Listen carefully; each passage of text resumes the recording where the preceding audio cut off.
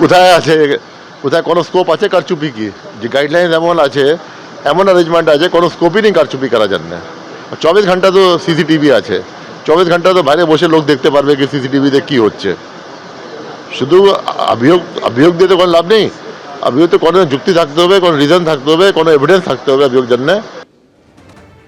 তো কাল যে ক্ষুদিরাম অনুশীলন কেন্দ্রে এই কাউকে না জানিয়ে স্ট্রং রুম খোলার যে অভিযোগ হয়েছিল, তার পরিপ্রেক্ষিতে আজ শনিবার সকালে আমি এসেছি। এই যে স্ক্রিনগুলি ছিল, এই স্ক্রিনটায় মুভমেন্ট হচ্ছিল, এইখানে সব স্ট্রং রুম, এইখানটায় সমস্ত মানুষ কর্মীরা ব্যালট নিয়ে কাজ করছিলেন, মুভমেন্ট ছিল। এই মুহূর্তে আমরা তারপর বলার পর এই মুহূর্তে এই মুভমেন্টটা নেই, এখানে সব কাজ হচ্ছিল। আমাদের অনুপস্থিতিতে, প্রার্থী এবং এজেন্ট তার অনুপস্থিতিতে এটা খোলা হয়েছিল এই ঘরটাকে, এবং এই ঘরেই রয়েছে কিন্তু সব স্ট্রং রুমগুলো।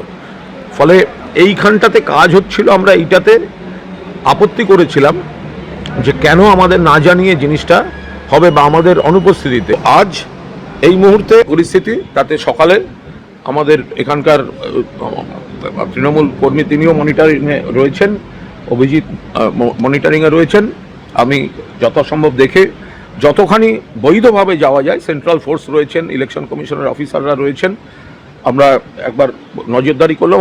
তো এখানে আবার এই পোস্টাল ব্যালট যেহেতু বলেছেন, তো পোস্টাল ব্যালট আবার একটা মুভমেন্টের সম্ভাবনা আছে, আবার একটা বিকেলের দিকে মুভমেন্ট হতে পারে যেটা শোনা যাচ্ছে।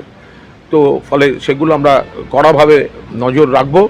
ক্ষুদিরাম অনুশীলন কেন্দ্রে গতকাল রাতে ধুন্ধুমার বেঁধে যায়। আজ সকাল থেকেই বাড়ানো হয়েছে নিরাপত্তা, হাঙ্গামা মোকাবিলায় আনা হয়েছে গার্ডরেল এবং মোতায়েন করা হয়েছে কেন্দ্রীয় বাহিনী। পরিস্থিতি খতিয়ে দেখতে ক্ষুদিরাম অনুশীলন কেন্দ্রের সামনে বেলেঘাটা তৃণমূল প্রার্থী কুণাল ঘোষও আসেন, এবং এই মুহূর্তে আমাদের দুজন প্রতিনিধি আমাদের সঙ্গে রয়েছেন। অনির্বাণ বিশ্বাস রয়েছেন ক্ষুদিরাম অনুশীলন কেন্দ্র থেকে, এবং সাখাওয়াত মেমোরিয়ালের সামনে থেকে রয়েছেন সুকান্ত মুখোপাধ্যায়। আমি শুরুতেই চলে যাব অনির্বাণের কাছে।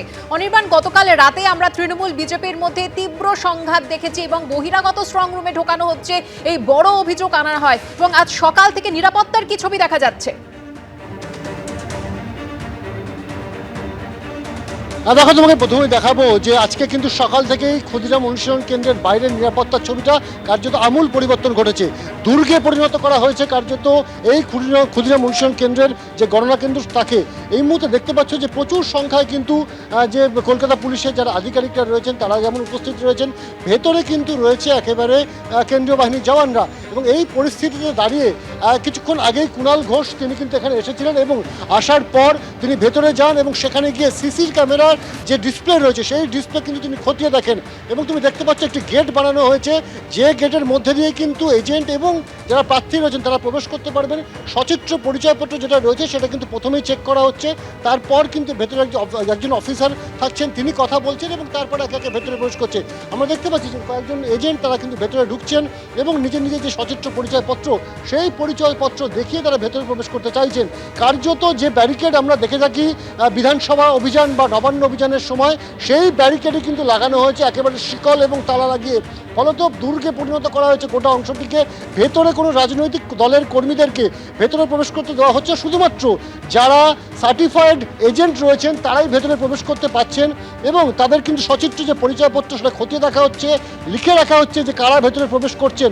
একেবারে দেখতেই পাচ্ছ সেই ছবি যে পুলিশ আধিকারিকরা কিন্তু সেটা দেখছেন এবং তিনি কোন দলকে রিপ্রেজেন্ট করছেন এবং তার নাম কি সমস্ত কিছু কিন্তু নথিবদ্ধ করা হচ্ছে, এবং তারপরেই তাকে কিন্তু ভেতরে যেতে দেওয়া হচ্ছে।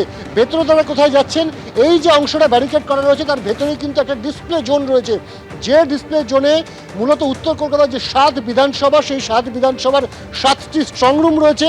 তার পাশাপাশি কিন্তু রয়েছে পোস্টাল ব্যালটের জন্য আলাদা একটি সুনির্দিষ্ট স্ট্রং রুম, যে স্ট্রং রুমকে কেন্দ্র করে গতকালকে কিন্তু অশান্তির সূত্রপাত হয়। তুমি জানো যে সেই স্ট্রং রুমের মধ্যে বেশ কিছু মানুষজনের তারা দেখতে পান, গতিবিধি নজরে আসেন।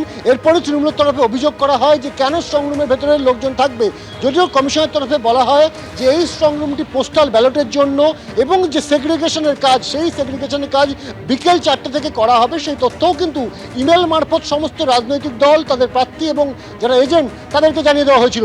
এই মুহূর্তে তুমি দেখতে পাচ্ছ যে একটি রাজনৈতিক দলের যারা এজেন্ট তারা ভেতরে ঢুকছেন এবং তাদের কিন্তু পুলিশের যে প্রশ্ন সেই প্রশ্নের মুখে পড়তে হচ্ছে। তারপরেই কিন্তু তারা যেতে পারবেন ডিসপ্লে জোন পর্যন্ত, যে ডিসপ্লে জোনে কিন্তু এই যে 7টি এবং পোস্টাল ব্যালটের জন্য একটি সুনির্দিষ্ট যে 8টি স্ট্রং রুম রয়েছে সেখানে বসানো যে সিসি ক্যামেরা, সেই ক্যামেরার যে ডিসপ্লে সেটা তারা দেখতে পারবেন। যদিও কুণাল ঘোষ কিছুক্ষণ আগেই তিনি কিন্তু এসেছিলেন, এসে তিনি বলেছেন যে তিনি নিজে বেশ কিছুক্ষণ ছিলেন এবং সেখানে গিয়ে তিনি ডিসপ্লে দেখেছেন। যদিও এখনো পর্যন্ত ভেতরে কোনো মুভমেন্টের কোনো চিহ্ন নেই, যদিও তিনি যেটা দাবি করেছেন যে আজকে যেসব বিল্ডিং থেকে আরও বেশ কিছু পোস্টাল ব্যালট নিয়ে একটি গাড়ি আসতে পারে সেই দিকে কিন্তু সতর্ক দৃষ্টি রাখার জন্য আবেদন করেছেন দলীয় কর্মীদেরকে এবং এজেন্টদেরকে। এই মুহূর্তে দেখলে তুমি পুলিশি যে চেকিং প্রসেস সেটা কমপ্লিট হয়ে যাওয়ার পর এজেন্ট আস্তে আস্তে ভেতরে ঢুকছে। একদম এই যে অংশ তার কিন্তু বাঁদিকের কোনায় সেখানেই ডিসপ্লে জোন করা হয়েছে এবং সেই ডিসপ্লে জোনে কিন্তু এই সমস্ত এজেন্টরা গিয়ে তারা দেখবেন যে ভেতরে কোনো সিসি ক্যামেরায় কোনো মুভমেন্ট ধরা পড়ছে কিনা। ফলত এই যে ক্ষুদিরাম অনুশীলন কেন্দ্র, এইখানে যে দুর্গ বানিয়ে তোলা হয়েছে, গতকাল যে বাগবিতণ্ডায় জড়িয়েছিলেন বিজেপি এবং তৃণমূলের প্রার্থীরা এবং তাদের এজেন্টরা, তাদের কর্মীরা, সেই পরিপ্রেক্ষিতে কিন্তু এখানে কার্যত দুর্ভেদ্য একটি দুর্গে পরিণত করা হয়েছে নির্বাচন কমিশন এবং কলকাতা পুলিশের তরফে। সুকান্ত, অনির্বাণ, তুমি আমাদের সঙ্গে থাকো। ক্ষুদিরাম অনুশীলন কেন্দ্রের পরিস্থিতি খতিয়ে দেখে বেলেঘাটা তৃণমূল প্রার্থী কুণাল ঘোষ কি বলেন দেখুন। এবিপি আনন্দ, এগিয়ে থাকে, এগিয়ে রাখে।